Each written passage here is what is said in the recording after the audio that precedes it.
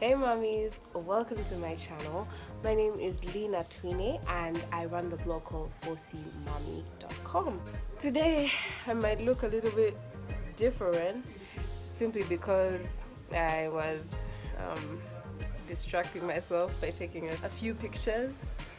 But yeah, everyone needs a little bit of sunshine in their life. Anyway, today I'm going to talk about protective styles, and as you can see, I have a protective style in. Anyone who has not seen anything else other than my channel may think, okay, that's the braid girl, but no, I actually mostly have my hair out, but this season is just one that I'm comfortable having these braids in. So what is a protective style? A protective style is basically a hairstyle that you do that can keep your hair under lock, something that can protect your hair from the kind of stress that it might go through on a daily basis if you had not protected it. What kind of stress do I mean? Things like pulling on your hair, the kind of stress that happens when you're like styling your hair, doing twists today, removing the twist, doing a puff here, removing this. All that can put stress on your hair, and your hair, Bambi, it gets tired. Sometimes it needs a moment to rest, and that is why we would do protective styles. The other reason why more people would rather do protective styles is maybe if they love to do activities, stuff like swimming, stuff like exercise, because even if you sweat out your hair and you have braids in, it wouldn't be such an earth-shattering moment because I went swimming, like it's no big deal. Another reason why people might do protective style is because it takes a lot of effort away from you. People who are used to the natural hair life, some of them have gotten used to the motions of how to do everything and whatnot, but the day-to-day styling, you have washed your hair, then you have to come back, let it air dry, take out the style in case you're one of those who likes. Tell me why I made the smart decision to sit outside. I mean, okay, I wanted to sit outside because of the ambience, the warmth, the fresh air, but can we go inside? Let's go to our Nomoka spot.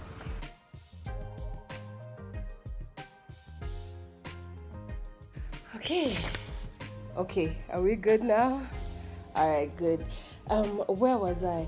Yeah, I was talking about like the day-to-day of having natural hair. Sometimes it can get a lot, and protective styles allow us to have that moment of rest, that moment of take care of yourself, girl. Like just wake up in the morning, turn around, and you're ready to go. Like how freeing that is. Because sometimes when you over manipulate your natural hair, and if you're anything like me, in the morning I want it to look different. I want to show up wherever I'm going looking a little bit different than I looked yesterday. Having a protective style allows my hair underneath to just be like, can I take a nap? And it will cool down, relax. The last reason many people might do protective styles is humidity. So either when the humidity is high or when it's low, both extremes are really annoying for natural hair. So I think if you were to look at naturalistas who live in very cold areas, places that get winter or stuff like that, that when winter comes, protective styles also come through, because when there's no humidity in the air, whatever is in the air is going to try to pull out the moisture from your hair. And we all know like coily hair needs a lot more moisture than any kind of hair, because with the way the coils are, it takes a little bit of effort for the moisture to go through all the hair. That's why naturalistas are all about moisturizing, because we need it a little bit more. So if you are in an area that has low humidity, but then the stark opposite, high humidity, is not even better, simply because your hair can shrink, and we know that shrinkage and all that. I mean, I've talked about it before on the written blog. I do not think shrinkage is such a bad thing. It can also be an indicator that your hair is healthy. So you may not have to freak out if your hair is, shrinking a lot more than it usually is. But high humidity is usually a state where your hair will shrink even more. Like, imagine steaming. That will just make your hair like just go to the bottom. So like if it's, let's say, summer, or if it's like a really hot time and the air is wet, then just know your hair might more likely be better or easier to manage if it was in a protective style.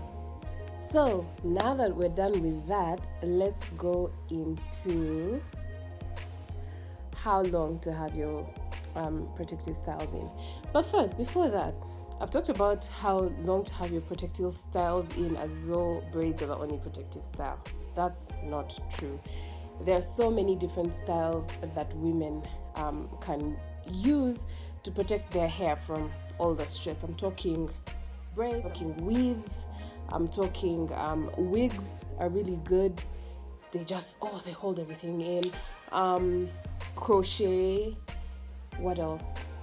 Sometimes even the twists with their natural hair. Like, have you seen naturalistas? I know a friend called Fiona Lake. She likes having like twists in, and like these are the kinds where she will not disturb them. Like, they will not disturb her life for however long she wants them to be in. So, all those are types of protective styles. And sidebar, there's this whole thing where people try to bash women for wearing weaves, wearing wigs, wearing straight hair or whatever, and saying, you don't like your natural self and whatnot. Like, sometimes it's okay to keep quiet. Like, you don't need to comment about everything, and someone else's intentions may be different from what you see or what message you receive from it. So just because you see this youngin with a wig all the time doesn't mean that she hates her natural hair, okay? Sometimes it's just a protective style, and it's just that it's not that deep. I've had people a lot of the time coming in and trying to throw digs at another person, like, you wear your hair natural, you're not like these girls who wear wigs, and I'm just like, what makes you think their hair is not natural either? It is what it is. Sometimes people have a comment for everything. You don't need to react to all the comments they have. Just enjoy your life. So in this particular case, I'm going to be talking about braids. How long can you keep braids in? The average, it depends on how you take care of your braids, but 4 to 6 weeks is the best time to have your hair in. So if you're to wash it, if you're to moisturize it really well, just give your hair the nutrients that it needs, then it can be better. The reason why I think of all of them, braids might be the shortest time is simply because like they plait it from the root, that means like your roots are exposed all the time. So if your hair grows, what people call growth, it will start to look like fuzzy, it will start to look a bit old.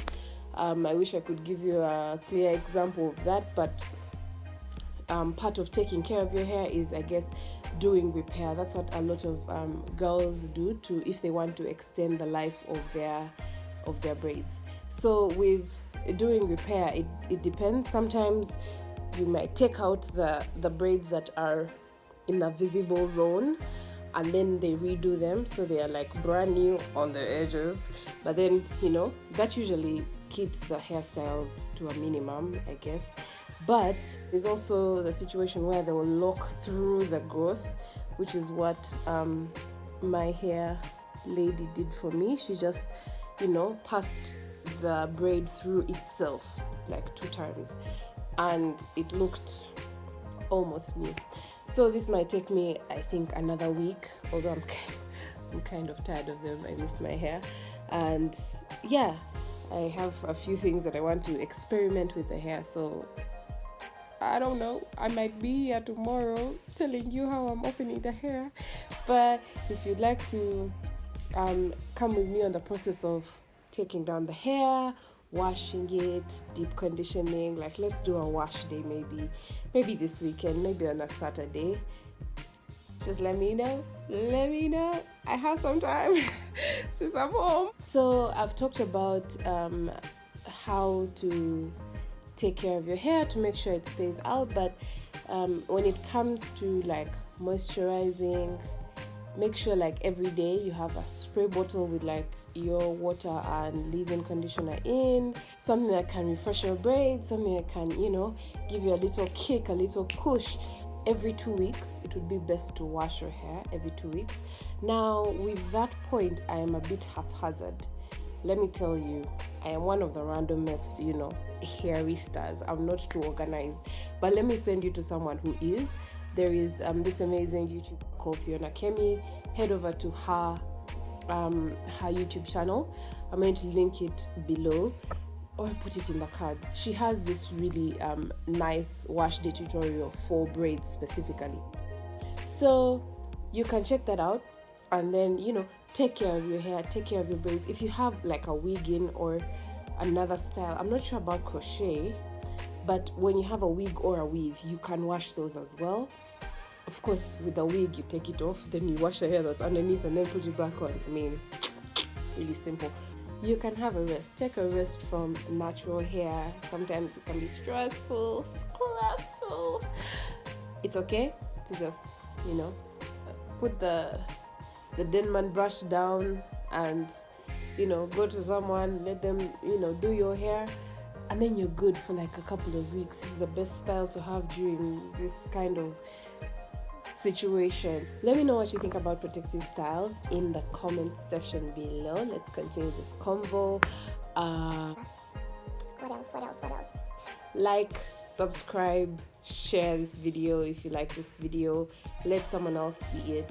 And yeah, we'll see each other sometime soon. Okay?